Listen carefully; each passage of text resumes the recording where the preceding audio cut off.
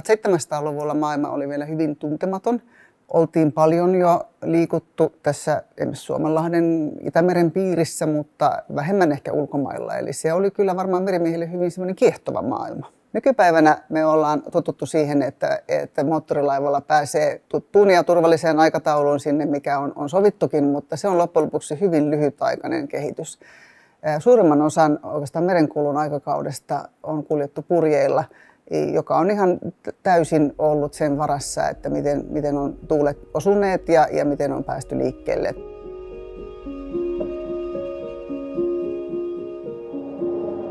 Suomalaisen purjelaivakauden huippuaikaso menee siihen 1800-luvun puolivälin molemmille puolille ja se menestys perustui siihen, että Suomessa osattiin taitavasti puusevät veistää semmoisia laivoja, jotka sopii hyvinkin pitkän matkan purjehdukseen, mutta niihin tarvittiin sitten väkeä ja niille merimiehille maksettiin aika pientä palkkaa sitten.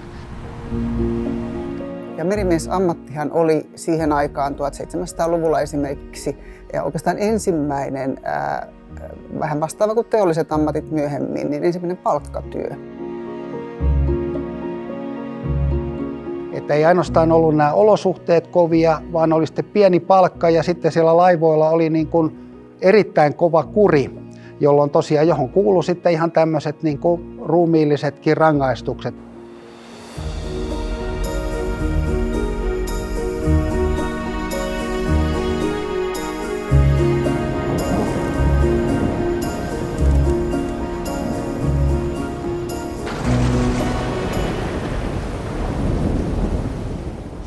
Tosiaankin merimieshuonehan perustettiin 1748. No merimieshuoneethan oli ratkaisu tämmöiseen sääty-yhteiskunnan järjestykseen, että ehkä se kestävin perinne, mitä tässä turvassa on ollut se, että kun merimieshuoneet perustettiin, niin kaikki merenkulkijat kuuluvat siihen. Olivat he sitten kapteeneita tai olivat he jummanneja. Eli tämä turvan yhtenäisyyden perinnehän on säilynyt ihan tähän päivään saakka. Siihen otettiin täkyksi sitten tämmöinen, että jotka siihen merimieshuoneeseen kuuluu, niin heille sekä heidän perheilleen tulee mukaan sitten tämmöinen turva. Merimieshuone, niin se antoi sitten koko väestölle turvaa.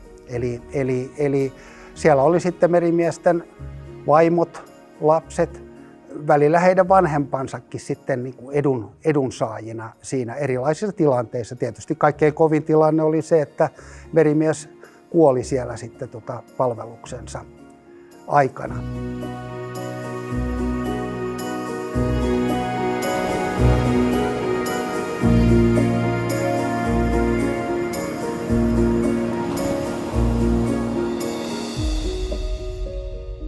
Merimiesten perheet jäivät tosiaan usein kotiin. Siellä saattoi olla vaimoja, useitakin lapsia.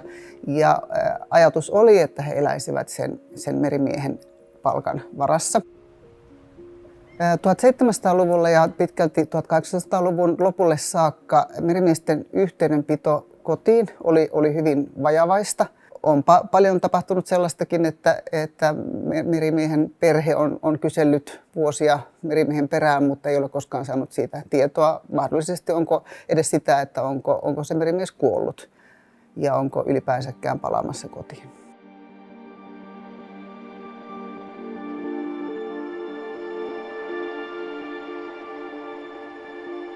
Siinä sääty-yhteiskunnassa niin sen vaimon ja ylipäänsä naisen asema oli hyvin rajattu, että hänellä oli hyvin vähän mahdollisuuksia tämmöiseen omatoimiseen ansioiden hankintaan.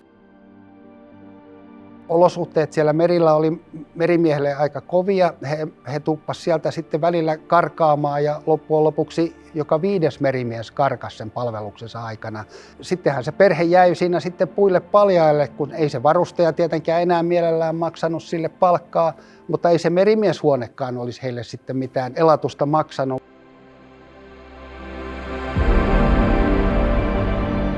Porilaivan aikakausi periaatteessa vaihtuu höyrylaivaan sinne 1800-luvun loppupuolella. Tosin Suomessahan se jatkui porilaivan aikakausi ihan tuonne toiseen maailmansotaan saakka. Kiitos ahvenanmaalaisen Gustav Erikssonin. Höyrylaiva-aikakaudella voi sanoa, että on ruvennut tulla jo vähän ammattimaisempaa, jolloin se tarkoitti myös sitä, että ammattimiehiä toki vähän enemmän kunnioitettiin, eli se hierarkia ja kuri ei ollut ihan niin tiukkaa kuin purjelaivoilla.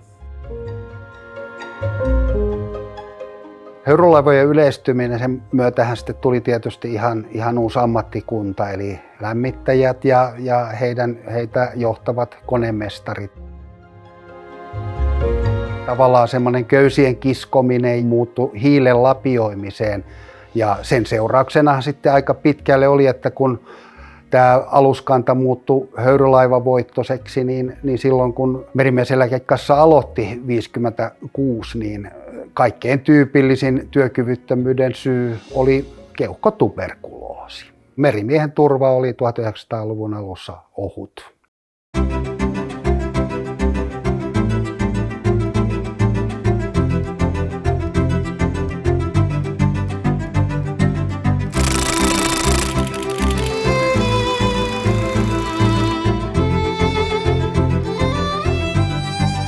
Joo, no Merimieseläkekassahan perustettiin lailla ja se aloitti toimintansa 1.6.1956.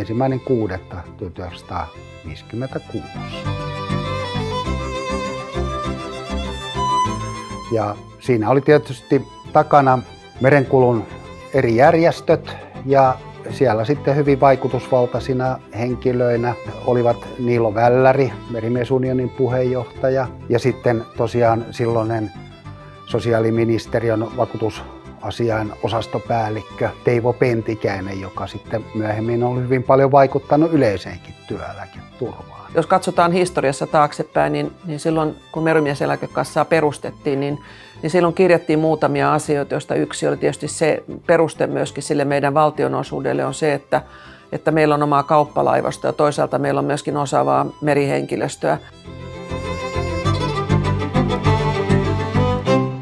Kassa yleisesti niin kuin hyväksyttiin välittömästi, sillä jo vuoden kuluttua niin käytännössä koko suomalainen merenkulku kuului niin kuin kassan jäsenyyteen. Mutta kaikki oli aloitettava ihan alusta.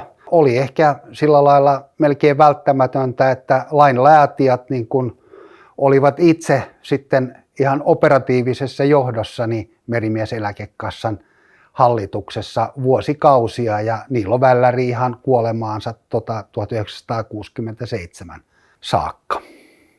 No kyllähän se sitten on 1900-luvun loppupuoli ollut tämmöinen menestystarina, että lainsäädäntöhän toisen maailmansodan jälkeen Suomessakin muuttui niin, että tämmöiset käytettyinä ostetut alukset, niin niihin piti rakentaa sitten semmoiset miehistötilat, että niissä oli lämmitys ja hygieniamahdollisuudet ja tämmöiset oli ihan niin kuin toista luokkaa, että hyvin nopeassa ajassa, muutamassa vuodessa, viimeistään vuosikymmenessä, niin suomalainen merenkulku niin kuin siinä mielessä muuttui kehitysmaatasolta niin tämmöiseen ihan niin kuin maailman valioluokkaan.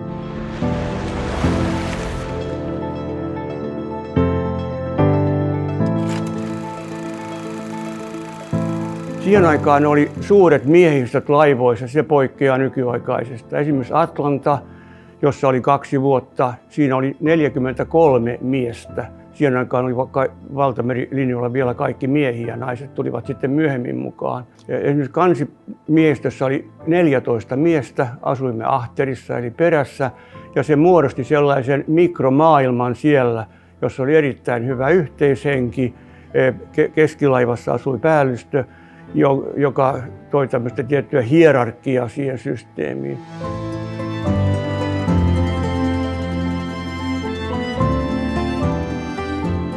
Isä sanoi mulle, että olisi parempi, että lähtisit merelle kasvamaan.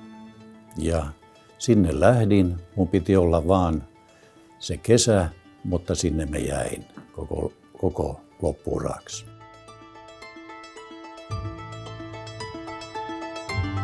Ja sattui sillä lailla, että siinä ensimmäisessä laivassa, jossa mä olin, niin siellä oli 2 muutakin hulttiota.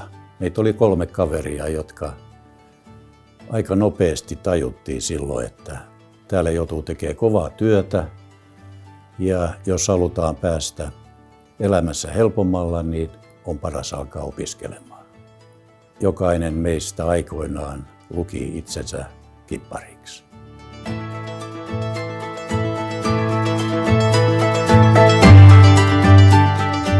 Oli sitä vanhaa hyvää aikaa, jolloin laivat olivat vielä kauan satamassa. Oli paljon mekaanista työtä, joka tarvitsi paljon miehiä. Ja näin ollen se sosiaalinen elämä laivalla oli aivan erilaista silloin verrattuna siihen, mitä se oli myöhemmin. Silloin kun läksin merelle, niin oli vanhoja höyrylaivoja, hiilikäyttöisiä laivoja ja vanhin laiva, missä olin, niin oli rakennettu 1906, että se oli jo yli 50 vuotta vanha. Sehän oli erilaista elämää, muun muassa jos ajatellaan vaikka satamassa ollessaan, niin näissä höyrylaivoissa ei ollut 5 jälkeen, ei ollut sähkövaloakaan, meillä oli vain öljylamput. No silloin kun oli vielä nuori, niin seilas kaukana ja pitkään poissa. Mä muistan yhdenkin ajan, jolloin mä olin Nesteen tiiskerissä perämiehenä. Ajettiin Afrikan ympäri, Suetsi oli silloin suljettu, ajettiin Afrikan ympäri sieltä Hormusin salmista Kark Islandille ja takas. Tätä tehtiin 4 matkaa edestakas, niin että mä en ollut päivääkään maissa vuoden aikana.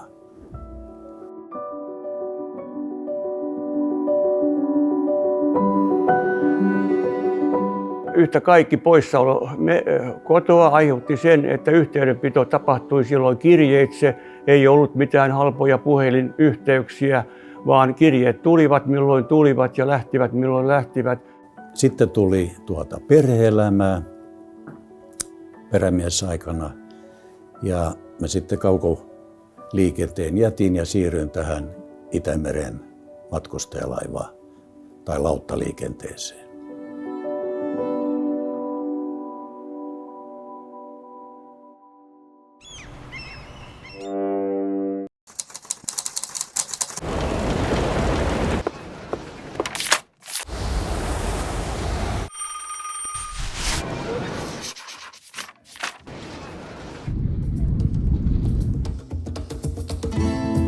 Mun suhde tähän merimieseläkekassaan alkoi 79 syyskuussa. Tulin silloin tänne lakimieheksi, juristiksi. Se oli varsin pitkä tämä suhde, eli toimitusjohtaja vuodesta 1986 alkaen ja eläkkeelle jäin 2012. Eli olen nähnyt näitä merenkulun vaiheita aika pitkään. Toimitusjohtajaksi, kun mut nimettiin, niin se oli kyllä jonkinlainen yllätys. Paitsi mulle itselleni, mutta myöskin aika laajemminkin niin kuin merenkulun piirissä. Mä en silloin oikeasti ymmärtänyt, että se oli lasikatto. Se oli hyvin miesvaltainen niin kuin tämä koko merenkulku.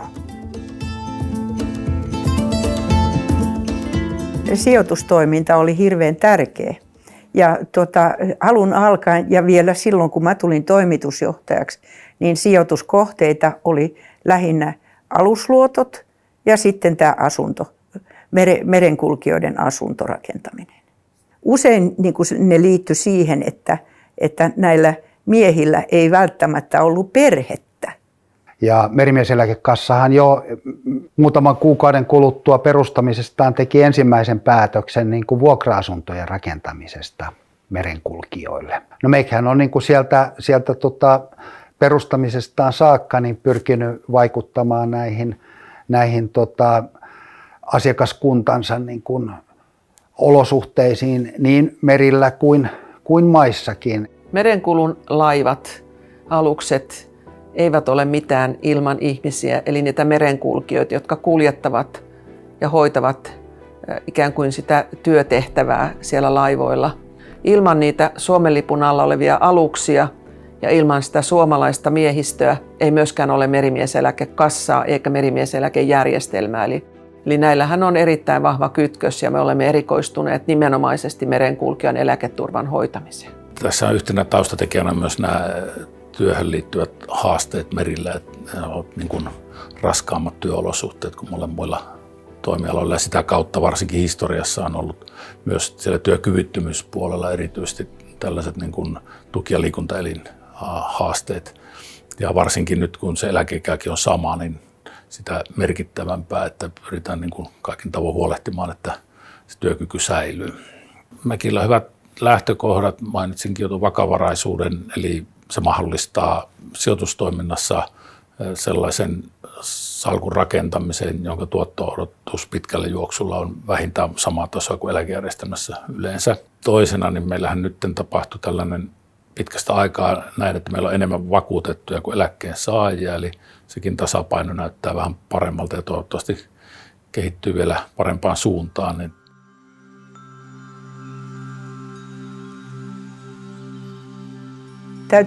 Täytyy ilman muuta sanoa, että tämä merenkulku on aivan elinehto Suomelle. Siinäkin mielessä, että jos meillä ei ole omaa laivastoa, meillä ei ole omaa merenkulkua, niin kyllähän Suomi saattaa missä tahansa kriisissä kärsiä kovasti. Koko Suomen tuonnista ja viennistä menee kai tällä hetkellä noin, onko 96% menee meritse. Niin se on kyllä tärkeää, että huoltovarmuuden kannalta, jos tulee jotain kriisitilannetta, että Suomen lippu säilyisi. Jos tulee kriisitilanne, niin silloin ne alukset pystyy jäämään Suomen lipun alle ja Suomen huoltovarmuus tapahtuu kuitenkin meritse. Kyllä se niin kuin on tässä suomalaisena tämmöisessä maailmassa niin kuin ajateltava, että kyllä se on se on ihan tolkuton riski, että jos me niin kuin ulkomaisen merenkulun varaan jättäydyttäisiin. Että kyllä meillä täytyy olla kotimaista merenkulkua.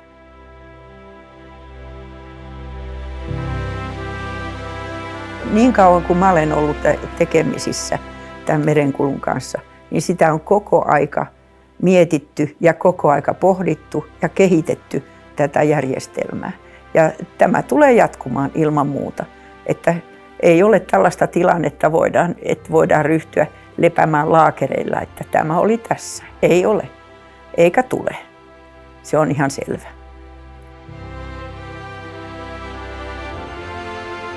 Jos Suomella ja Suomessa on merenkulkua, niin tarvitaan merimieseläkejärjestelmää, joka huolehtii nimenomaisesti tämän toimialan erityispiirteet ja erityisolosuhteet huomioiden siitä eläketurvasta, jota kukaan muu ei osaa tehdä.